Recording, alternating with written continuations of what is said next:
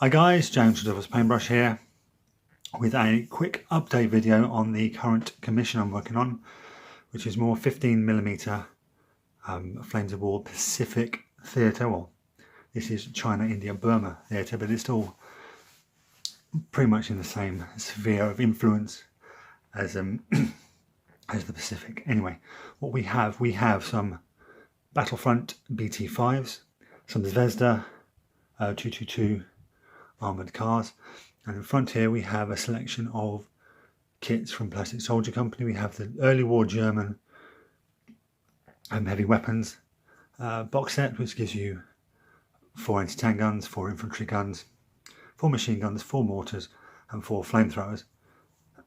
Excuse me.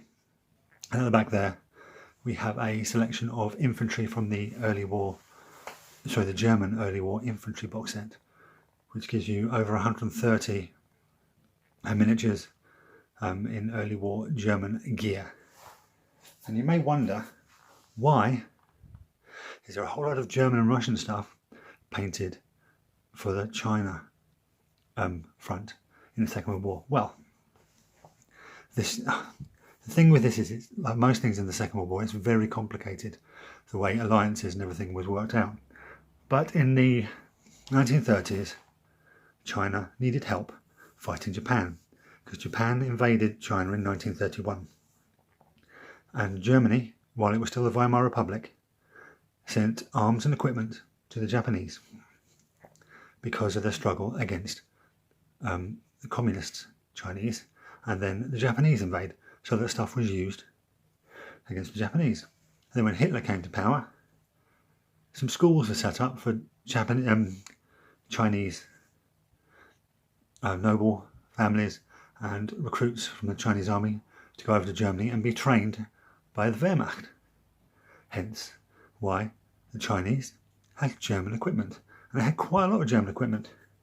They had some armoured cars, they had some light artillery, as well as their own artillery left over from the First World War, and their uniforms were 80 to 90% German. So we look at this guy here, if I can just get it to focus, which you probably won't. There you go. He is clearly a German, but he's painted in khaki, which is the Chinese colour of their uniform. He's carrying ammunition for an MG34, which the Chinese actually had, which is this bad boy here, MG34.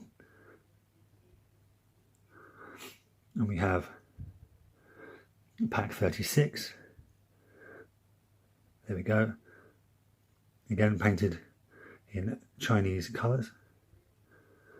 We have the German mortar. Yeah, this is Plastic Soldier Company, so it's really good quality, but it is two-part, which I don't quite understand. I don't understand why 15mm companies insist on doing two-part mortars when there's a company out there, which is going to be in a future video, that does one-piece mortars. And there we have the officer. If I just get focus, there you go.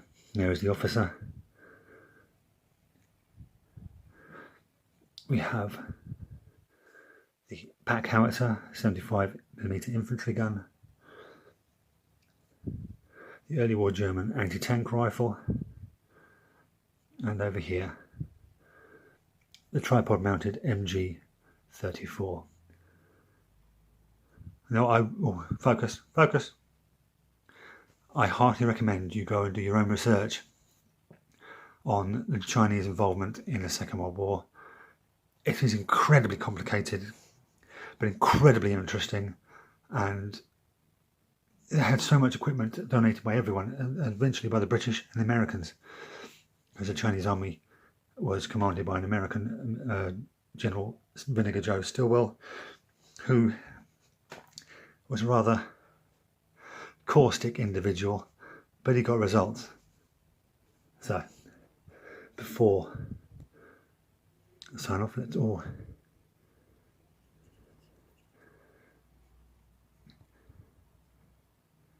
it's not going to focus very well, but yeah, this is the Zvezda 15mm German armoured car for their game Art of Tactic. They've got lots of really cool stuff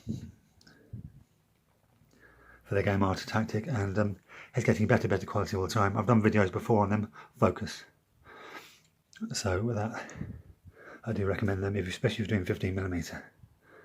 Now this is a Soviet BT-5 fast tank in the rather colourful Chinese camouflage scheme.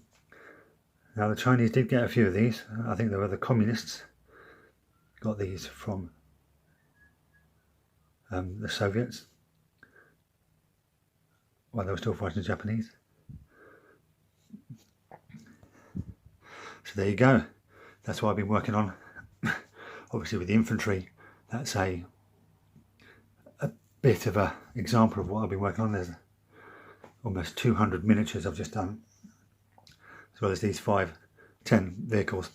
Now one of each of these is going to be turned into an objective marker, and the rest are going to be platoons onto themselves. So as usual guys, any questions, put them down in the comment section.